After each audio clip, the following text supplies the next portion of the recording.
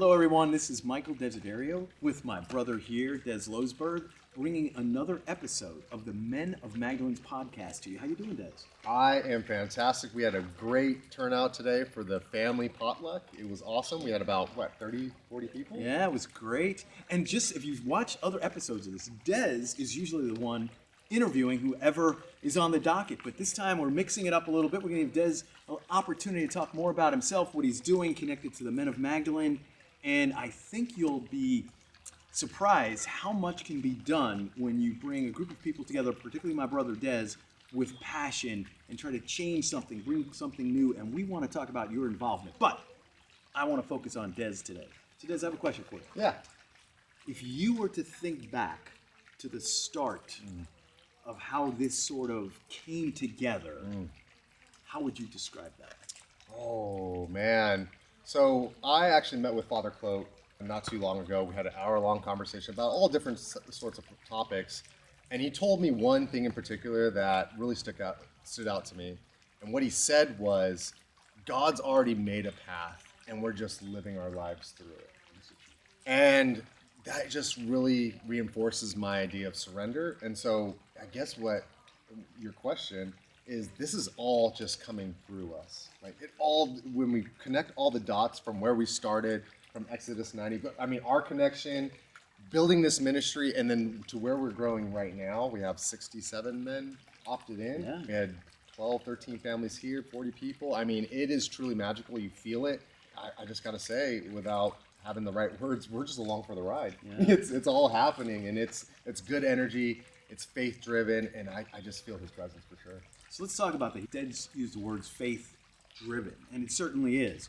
But there's more to this than just, it's centered around faith, 100%. Yeah. But there's this thing happening that started out with a little seed. Yeah. And how would you describe that growth that's happening? Yeah, so let me think about that for a second. What I'm seeing, not only in the church, is there's a deep craving, and we've already talked about this. We've beat this to death with all the different interviews about that desire for connection, right? And I think there's that major desire because of what's happening, whether it's the media, social media, whatever it is, AI, all these things that are happening. I think men are just missing that connection, that one-on-one, that brotherhood, right? That friendship, the family connection. There's just a calling within it. And whether that's the Lord speaking through them, whether that's just them maybe pulling back and just realizing they're not present with their family, or they're disconnected from their friends, or maybe they're just on this journey of who they're becoming today. Whatever it is, I think with all the geopolitical and all the things, we're not going to get into that today, I think men are now coming back to their faith. And we see that I heard through Ash Wednesday, there's people out the door. You look at our masses, they're growing. So there's definitely something happening. I don't know what that is. It's magical. And the Men of Magdalene is just one little piece of that. So I don't know if that even answered your question. That's great. Yeah. And I agree with all of it. Dez mentioned this word connection. I think he said community. If he didn't, I'm saying it for him. We're sitting in my backyard in Gilbert, less than 10 minutes from St. Mary Magdalene. And there is an energy that seems to be changing. At the parish, maybe it's Father Clote, maybe it's a tiny bit of the Men of Magdalene, maybe it's things that other ministries are doing. Dez, when you think about the future of Men of Magdalene and how we can help, because we're here to serve, Yep. right? We're trying to connect communities, connect people, connect families. What do you see when you look 2 years down the road, or whatever horizon you want to give it? Yeah, absolutely. So let's talk about. I want to backtrack and I want to share what I actually do for the Men of Magdalene. So if you see the communications, this podcast, the newsletter, emails, all the back end stuff, that's actually my leadership job. I love that stuff. I love looking at the statistics, and we had the surveys, and we wanted to see what was calling to the men. I love that stuff. I have my own business. I have all these things, and frankly, I don't have the time. I could say I don't have the time. I have all these other things. I have my family. I have all these activities that I could do. I could focus on my business, my friends, whatever it is. I could argue that I don't have the time to do this. But for whatever reason, I'm making the time. I'm finding the time. I don't know how, but I am, and I'm feeling called to it. I'm enjoying it. When I sit here with you, or when we gather and we go on these calls, I feel an energy, and it's in alignment with who I am today. And so that's what I'm feeling. I was, and I think I've said this before, I was a twice a year guy. Easter and Christmas, we got connected, and now I feel I want to go to Mass every single week. Even when we vacation, we find other parishes and we go. And that's I don't know what it is, just that something inside of me that I feel, and I believe other men are feeling that too. And there were conversations I was having today that we're seeing that with another men as well. So I want to, because you touched on the piece of time. Yeah. Right? And so I want to address that with those of you that are watching this, listening to this. Nobody really has enough time for anything these days, right?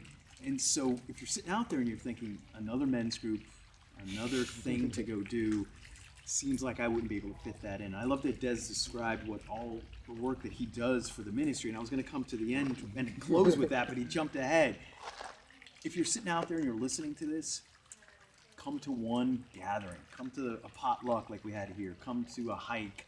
Come to another event at the church. I think if you don't mind, we can talk about the March 6th event. March 6th. March 6th, we're going to all meet the Men of Magdalene. We hope you can join us at the church for Stations of the Cross that evening. When that ends, we'll sort of meet in the back of the church and we'll do some exercise. I don't mean exercise like this, but exercise where we're communicating with each other, some prompts, some things to create connection between the men. So if time is a limitation, it is for everybody. Take one little step, and I think you'll be surprised. But you didn't answer my question. I want to hear, what do you see 2 years from now?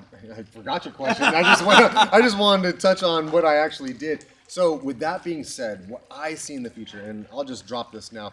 We have an app being developed, a web-based app. We're gonna have a directory. Our membership is growing. I don't want to call it membership. It's not membership. Yeah. It's just our men, our group, our numbers are growing. We're up to 67, I think I said.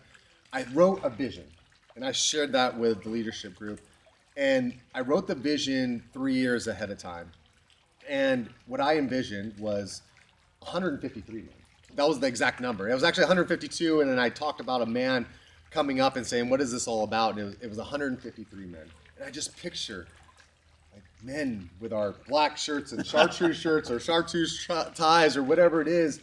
I just see families everywhere. I see 150, 200 men joined together, smiling, hugging, just being present, drinking coffee at the coffee shop, going to the hall afterwards, whatever it looks like at St. Mary Magdalene, and it just being a joyous and connected, energetic, love-filled experience. That's what I see. That's what I've been craving. I've said that. And so what I see in the future is the Men of Magdalene being a huge pillar within the community through whatever it grows into, and I just think it's incredible. Yeah, and so let's talk about the 3 pillars. Use the word pillar. Yeah. Dez was talking about his role as part of the leadership team, and he does do heavy lifting to make all the mechanical stuff work, and he does it brilliantly. And I'm not just saying that because he's sitting here. But there's 3 pillars that we really haven't explained. Do you want to do that? Yeah, so there's 3 pillars. It's right on our shirt. It's faith, family, and fellowship. And I just want to say, I would argue that faith is not really a pillar. I think it's a foundation. Yeah, 100%. Yeah, and I think the fellowship, which is friendship, and the family are kind of pieces of that. Yeah. But faith, through other men in the leadership group, have said that needs to be a focal point. So I would say the family and the fellowship are around that. But those are our 3 core principles that we focus on. So we have a leader in each category. We have events focused around each category. Yeah. Exodus 90 and Bible study will be around faith. We will have this potluck or family hikes. We had a family hike for the family part. And then fellowship will just be, I think men were doing the bonfire. And I think they're going to start working out together. And maybe you recommended Topgolf. Yeah. That sounds cool. So we're going to have all these great opportunities. And then I just want to announce right now, Miguel is now our service leader. So perhaps there's some opportunities to give back as well. Because that is something that a lot of men are feeling called to. So I think, all right, to answer your question is, those are our 3 pillars. We have our 3 leaders, and that's what our events are focused around, are those 3 core strengths. Yeah, exactly. And so if you don't see, you're hearing about Men of Magdalene, you're thinking, I'm not quite clear where I would fit. Come talk to one of us. Find us after Mass. You find Dez and I at most 4:30 Masses. You'll see some of the other Men of Magdalene at the other Masses. We're always there. We're present.